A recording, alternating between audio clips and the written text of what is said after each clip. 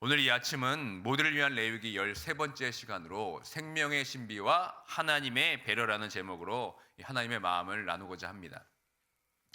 우리는 지난 시간 레위기 이 11장을 통해서 음식법, 곧 우리 몸 외부에서 들어오는 이 부정의 문제를 다뤘습니다.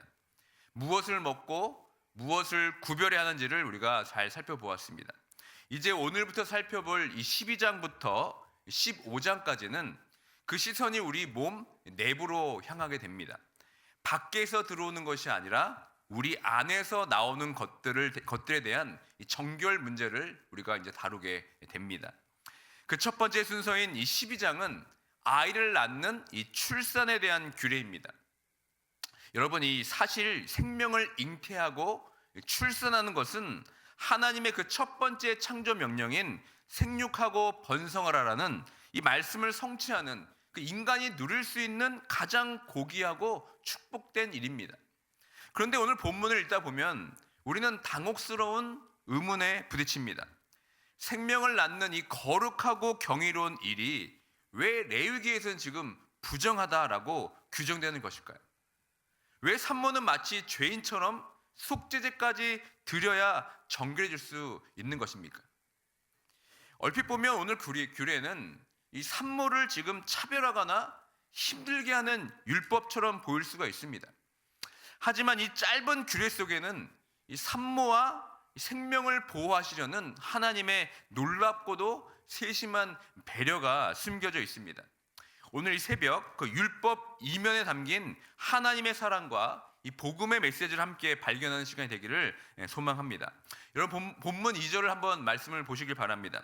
이스라엘 자손에게 말하여 이르라, 여인이 임신하여 남자를 낳으면 그는 이레 동안 부정하리니 곧 월경할 때와 같이 부정할 것이며. 여기서 우리는 아주 중요한 질문입니다.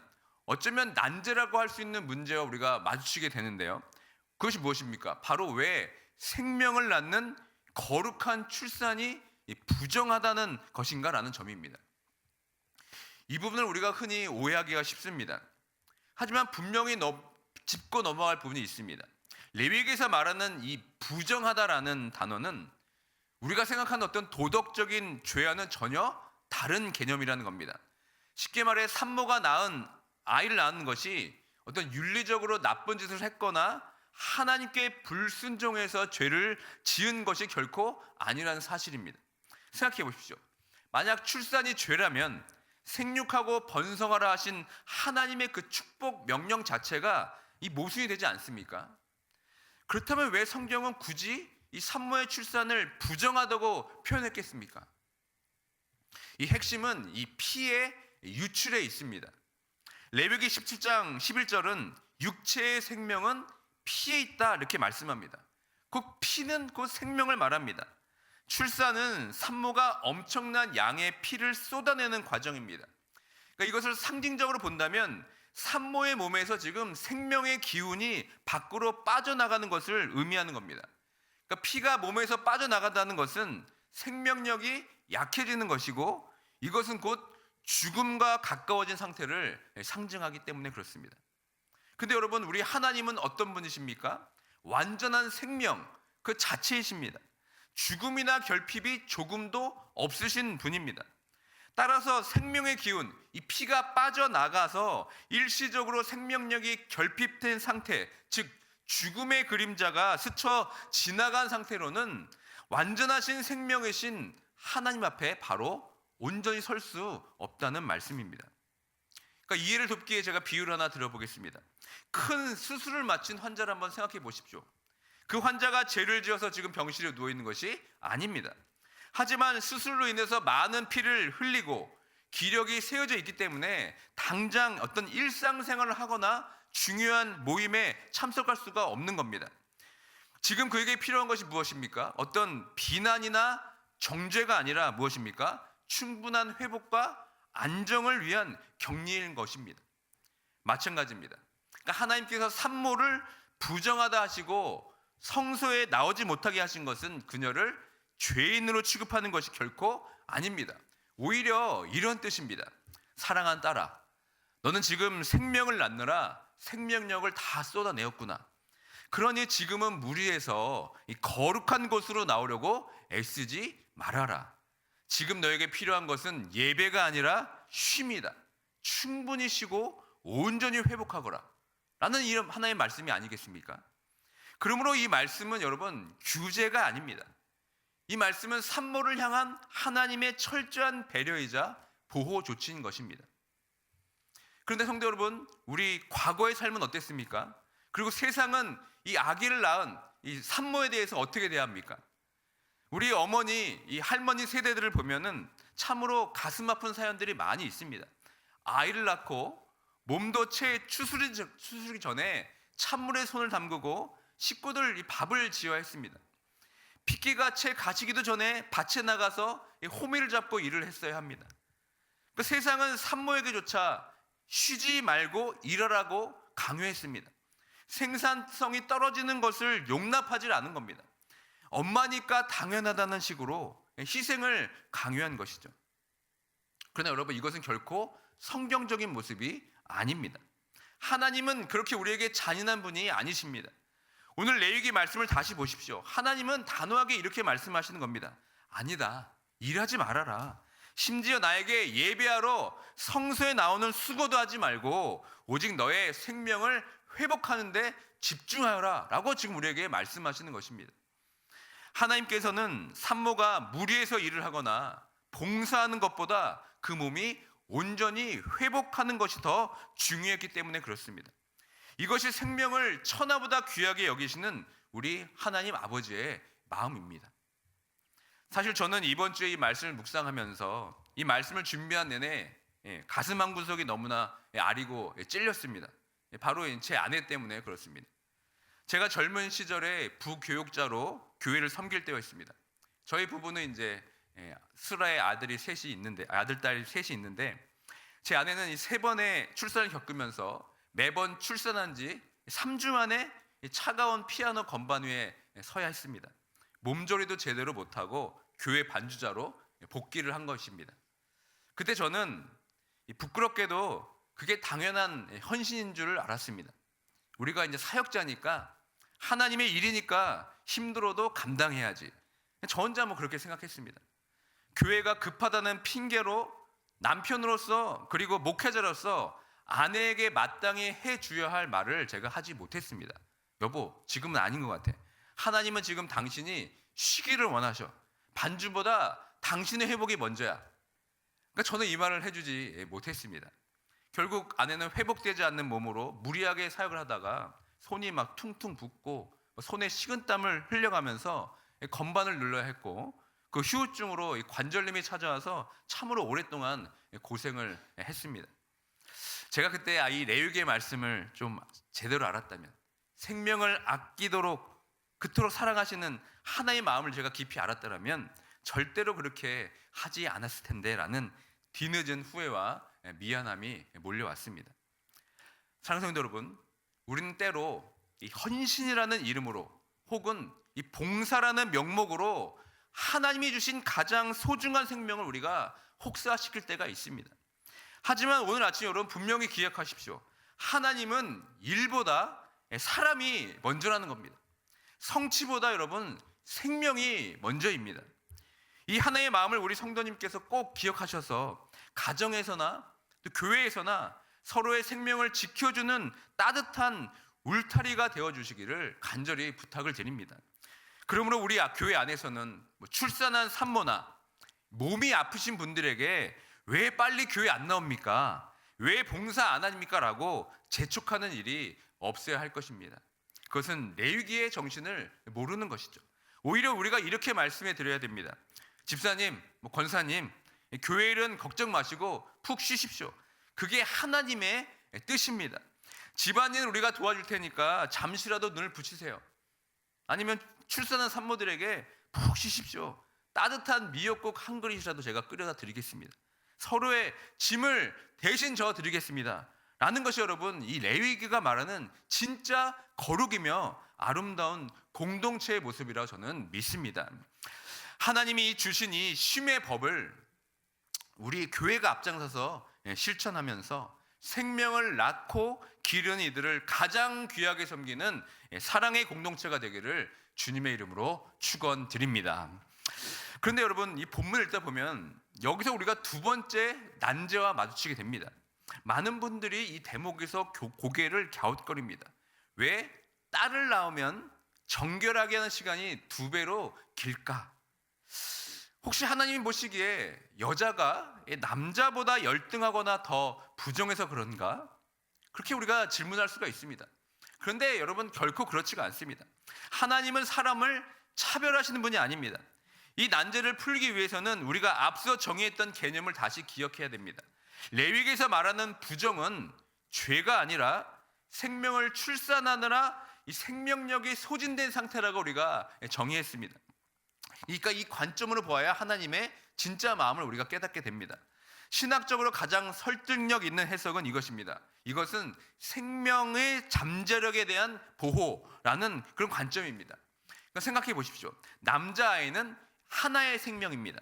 그러나 여자아이는 그 몸 안에 장차 또 다른 생명을 잉태하고 출산할 수 있는 생명의 근원, 즉 모태를 품고 태어나게 됩니다. 다시 말해 여자아이는 미래의 어머니라는 거죠. 그러니까 하나님 보시기에 생명은 곧 피요 가장 존귀한 것입니다. 아들 한 명을 낳았을 때 빠져나간 생명력을 회복하는 데 40일이 필요하다면 생명을 낳는 그릇인 이 딸을 낳았을 때는 그 생명의 무게가 더 무겁기 때문에 산모와 아기를 위해서 2배의 보호 기간과 회복 기간을 두신 것으로 우리가 이해할 수 있습니다. 여러분 생각해 보십시오. 우리가 아주 귀한 보석이나 깨지기 쉬운 도자기 같은 것을 보관할 때 어떻게 합니까? 그냥 신문지 한 장으로 대충 쌉니까? 그렇지 않습니다. 겹겹이 싸고 보관하고 또 누구도 함부로 만지지 못하게 더 조심스럽게 다루지 않겠습니까? 마찬가지입니다. 하나님은 여성을 차별한 것이 아닙니다. 생명을 잉태하는 통로인 여성을 더 거룩하게 구별하시고 출산으로 지친 산모가 충분한 쉼을 더 두도록 철저하고 두터운 보호막을 그 여인들에게, 산모들에게 허락해 주신 것입니다. 그러므로 이 80일은 여성을 공동체에서 밀어내는 이 배제의 시간이 아닙니다. 생명을 천하보다 귀하게 여기시는 하나님의 배려의 시간이자 사랑의 시간입니다. 자, 이제 우리가 하나님이 정해 주신 이 충분한 이 자가 격리의 시간, 즉 정결의 기간이 다 찼다고 생각해 보십시오. 그러면 어떻게 됩니까? 몸도 마음도 이제 회복이 됩니다. 그러면 산모는 어떻게 합니까? 기쁜 마음으로 이제 성소에 나가서 하나님께 제사를 드려야 합니다. 오늘 본문 6절을 보시면 하나님은 2가지 제물을 우리에게 준비하라고 말씀합니다. 하나는 뭡니까? 1년 된 어린 양이고 이것은 번제로 드리게 됩니다. 생명을 무사히 낳게 하신 하나님께 감사, 그리고 이 아이를 하나님 뜻대로 키우겠다는 온전의 헌신, 이 번제의 고백을 드리게 됩니다. 그리고 또 하나 있습니다. 산비둘기나 집비둘기 새끼를 드리라고 말하고 있습니다. 이것은 속죄제를 위함입니다. 그러니까 여기서 또 우리가 의문하게 됩니다. 아니 목사님, 아까 분명히 산모가 죄를 지은 게 아니라고 하셨는데 왜 우리 이 산모가 속죄제를 드려야 합니까? 맞습니다. 우리가 헷갈리기 쉬운데요. 하지만 여기서 드리는 속죄제는 우리가 거짓말해서 남을 미워해서 드리는 어떤 윤리적인 회개의 제물이 아닙니다. 히브리어로 이 제사의 본래 의미는 정결에 가깝다는 겁니다. 즉 산모가 그동안 생명을 낳느라 흘렸던 그로 인한 부정한 상태를 깨끗이 씻어내는 절차로 이 속죄제, 정결제를 드리는 것입니다. 그런데 성도 여러분, 오늘 본문에서 하나님의 자비하심의 절정을 달하는 것이 바로 8절에 드러나게 됩니다. 하나님 여기서 아주 놀라운 예외 조항, 아니 사랑의 조항을 하나 더 두십니다. 우리 다 함께 8절의 말씀을 함께 읽도록 하겠습니다. 그 여인이 어린 양을 바치기에 힘이 미치지 못하면 산비둘기 2마리나 집비둘기 새끼 2마리를 가져다가 하나는 번제물로 하나는 속죄물로 삼을 것이요 제사장은 그를 위하여 속죄할지니 그가 정결하리라. 아멘. 보십시오. 이 원래 규정대로라면 어린 양을 바쳐야 합니다. 부유한 사람에게 여러분 문제가 되지 않지만 가난한 서민들에게는 어떻습니까? 이것이 큰 부담이자 장벽이 될 수 있습니다. 그러니까 만약 비싼 양을 가진 사람만 정결해 줄 수 있다면 가난한 산모는 하나님께 나아갈 길이 막히게 되는 겁니다. 그러니까 돈이 없다는 이유로 거룩에서 배제가 되는 것이죠. 하나님은 이것을 용납하지 않습니다. 그래서 하나님은 당신께 나오는 문턱을 지금 확 낮춰주시는 겁니다. 네 형편의 양을 살 수 없다면 비둘기 2마리도 충분하다. 양이나 비둘기나 내가 받기엔 다 똑같이 거룩하다. 그러니까 여기서 우리는 하나님의 마음을 읽는 겁니다. 하나님은 어떤 재물의 어떤 가격표를 보시는 분이 아닙니다. 하나님은 그 재물을 들고 나온 그 산모의 중심을 보시는 분이십니다. 그러니까 하나님은 당신의 백성이 가난 때문에 은혜의 자리에서 소외되는 것을 결코 원치 않으신다는 겁니다. 하나님은 부자의 화려한 양보다 가난한 자의 정성이 담긴 비둘기 2마리를 더 기쁘게 받으시는 분이십니다. 사랑하는 성도 여러분, 그런데 놀랍게도 이 레위기의 가난한 자의 비둘기의 규례가 신약 시대를 여는 결정적인 순간에 등장하게 됩니다. 과연 이 규례가 누구에게 적용되는지 아십니까? 바로 우리 구주 예수 그리스도가 태어나셨을 때 이 규례가 적용됩니다. 예수님의 부모인 요셉과 마리아가 이 정결 예식을 위해서 예루살렘 성전에 올라갔을 때 그들이 여러분 어떤 제물을 드린지 아십니까? 누가복음 2장 24절 말씀을 함께 읽겠습니다. 또 주의 율법에 말씀하신 대로 산비둘기 한 쌍이나 혹은 어린 집비둘기 둘로 제사하려 함이더라. 보십시오. 이 요셉과 마리아가 예수 그리스도를 잉태한 후에 비싼 어린 양을 드린 것이 아닙니다. 그들이 드린 것은 가난한 자가 드리는 제물인 비둘기를 드린 겁니다. 여러분 잘 생각해 보십시오. 이것은 참 충격적인 장면이 아닙니까? 온 우주의 주인이시고 만왕의 왕이신 이 성자 하나님께서 어린 양 1마리 살 돈이 없어서 비둘기를 드려야 했던 그 시대 가장 가난하고 비천한 부모님 품에 안기신 것입니다. 도대체 왜 전능하신 하나님께서 이토록 낮고 낮은 자리로 오셨겠습니까? 히브리서 기자는 그 이유를 이렇게 증언합니다. 히브리서 4장 15절의 말씀을 함께 읽도록 하겠습니다. 우리에게 있는 대제사장은 우리의 연약함을 동정하지 못하실 리가 아니요 모든 일에 우리와 똑같이 시험을 받으신 이로되 죄는 없으시니라. 아멘. 여기서 동정하다라는 말은 단순히 불쌍히 여긴다는 뜻이 아닙니다. 원어의 뜻은 무엇입니까? 함께 아파하다. 즉 우리의 고통을 자신의 고통으로 느끼신다는 것입니다. 그렇습니다. 우리 예수님은 저 높은 하늘 보좌에 앉아서 뒷짐지고 힘내라 라고 말로만 응원하신 분이 아니라는 점입니다. 친히 비둘기 제물을 드리는 가난한 가정에 태어나셨기 때문에 이 가난의 서름을 아는 겁니다. 배고픔도 아십니다. 또 그들의 울음도 알고 있고 또 그들의 거절도 몸소 다 체험하신 겁니다.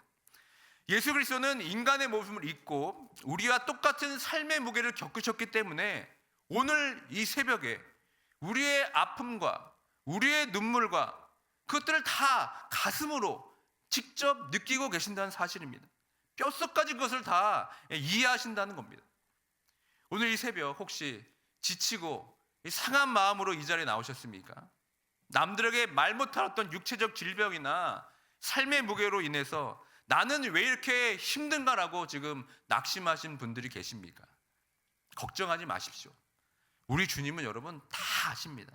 화려한 양을 드릴 힘이 없어서 겨우 비둘기 같은 작은 믿음을 들고 나왔을지라도 주님은 우리를 기쁘게 받으십니다.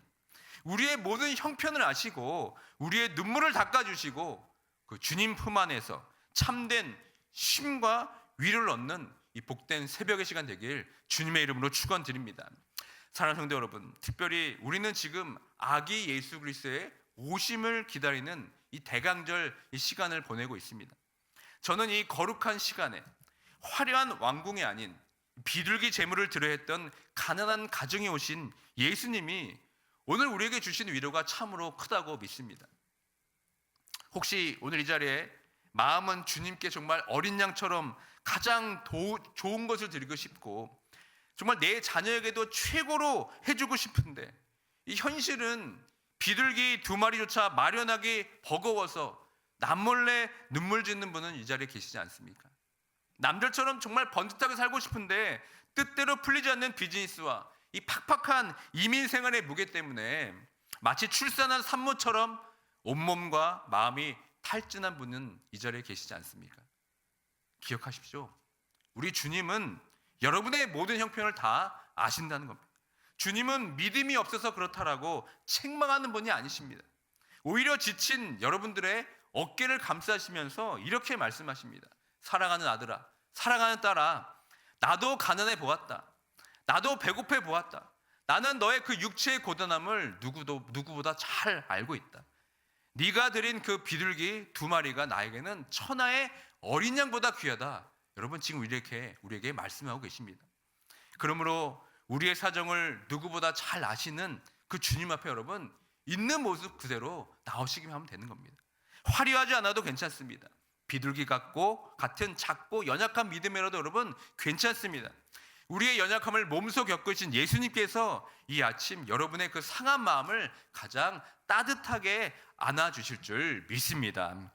말씀 맺습니다. 오늘 함께 살펴본 레위기 12장은 얼핏 보면 산모를 격리하고 부정하다 하는 차가운 법 조항처럼 보입니다.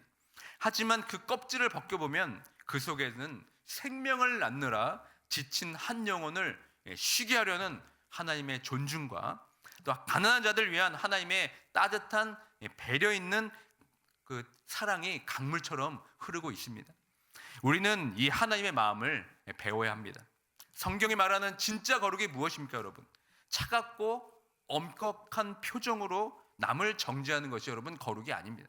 하나님께서 보여주신 진짜 거룩은 연약한 자를 위해서 울타리가 되어주는 긍휼을 말하는 겁니다.